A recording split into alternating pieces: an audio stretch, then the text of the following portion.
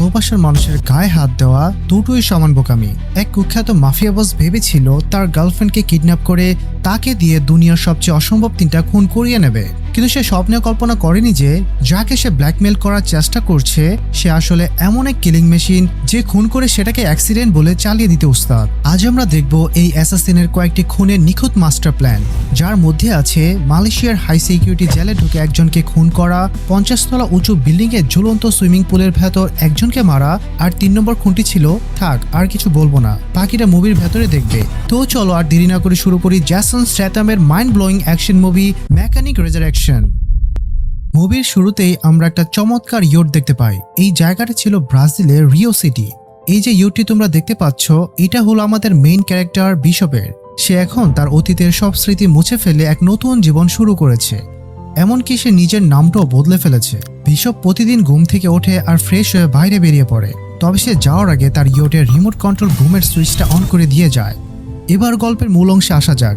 Bishop কাছে থাকা একটি রেস্টুরেন্টে যায়, তবে একটু পরেই তার টেবিলে একটা অচেনা মেয়ে এসে বসে আর বলে, তুমি তাহলে এখানে লুকিয়ে আছো। বিশপ একদম শান্ত গলায় বলে, তুমি এটা কি ভাষায় কথা বলছো? আমি তো কিছুই বুঝতে পারছি না, আমি ইংরেজি জানি না। তখন মেয়েটি বলে, থামো আর নাটক করো না, আমাদের বস তোমার জন্য একটি কাজ দিয়েছে, তোমাকে 3 জনকে খুন করতে হবে, আর সেটা দেখে যেন মনে হয় কোনো সাধারণ অ্যাক্সিডেন্ট। ঝটপট সেই কাজটা তোমাকে করে দিতে হবে। এই বলে সেই মেয়েটা তার মোবাইল একটা শকিং ভিডিও দেখায়। বিশপ যাদের সাথে এতদিন কাজ করত তারা সবাই জানতো যে বিশপ মারা গেছে, কিন্তু সেটা যে সম্পূর্ণ মিথ্যা কথা তা এই ভিডিও দেখলেই বোঝা যায়। কারণ যে ব্লাস্টে বিশপ মারা গিয়েছিল বলে সবাই ধরে নিয়েছিল, সে ব্লাস্ট হওয়ার ঠিক 1 মুহূর্ত আগেই বিশপ সেখান থেকে স্কিপ করে পালিয়ে গিয়েছিল।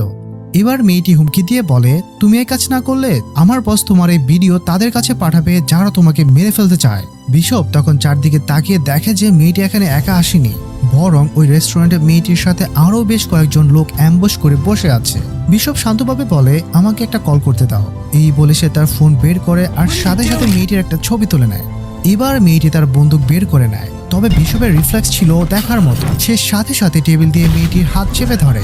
এরই মধ্যে বাকিরা বিশপের ওপর একযোগে হামলা করে দেয়, আর বিশপও এবার তাদের সাথে মারাত্মক ফাইট শুরু করে দেয়। সে একজন মুখ সোজা জ্বলন্ত বারবিকিউর মধ্যে চেপে ধরে তাকে যন্ত্রণায় ছটফট করতে বাধ্য করে। এরই মধ্যে বিশপ সুযোগ বুঝে ওই রেস্টুরেন্ট থেকে দৌড়ে সোজা একটি রূপওয়েতে উঠে পড়ে। তার পেছনে পেছনে ওই মেয়ে আর বাকি লোকগুলো সেখানে উঠে পড়ে। যেহেতু বিশপ রূপের ছাদে ছিল তাই মেয়েটা এবার নিচ থেকে ওপরের দিকে অন্ধের মতো গুলি করতে থাকে।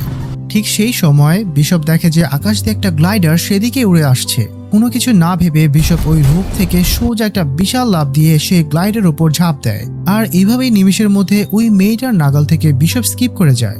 সেদিন রাতে বিশপ লুকিয়ে লুকিয়ে তার ইয়টের কাছে ফিরে আসে। সে দূর থেকে দেখতে পায় কয়েকজন লোক তার ইয়টের ওপর তাকে মারার জন্য অপেক্ষা করছে। বিশপ এবার তার রিমোট বের করে ইয়টের সে বোমা ট্রিগারটি প্রেস করে দেয়, আর সাথে সাথে বিশাল ব্লাস্টের ওই ইয়টটি টুকরো টুকরো হয়ে উড়ে যায়। এবার সে একটা বিশাল বড় কন্টেইনার ইয়টে চলে আসে। এই ইয়টের একটা কন্টেইনারের ভেতরে বিশপ তার গোপন আস্তানা বানিয়ে রেখেছিল, যাতে এই হাজার হাজার কন্টেইনারের ভিড়ে কেউ তাকে খুঁজে না পায়। সে এবার ভেতরে যায় আর রেস্টুরেন্টে সেই মেয়েটিকে খোঁজার জন্য ডার্ক ওয়েবে একটা সিক্রেট ওয়েবসাইট থেকে ওই মেয়েটার খোঁজ লাগানো শুরু করে। এখানে যদি কেউ মেয়েটার ব্যাপারে কোনো ইনফরমেশন দিতে পারে তাহলে বিশপ তাকে $10,000 দেবে। এইখানে দেখা যায় বিশপের কাছে অনেক দেশের অনেকগুলো ফেক পাসপোর্ট আছে, সাথে থরে থরে সাজানো অনেক টাকা। এবার সে ওখান থেকে একটা পাসপোর্ট আর কিছু টাকা নিয়ে আবার বেরিয়ে পড়ে। পরের দিকে আমরা থাইল্যান্ড একটা শুনশান আইল্যান্ড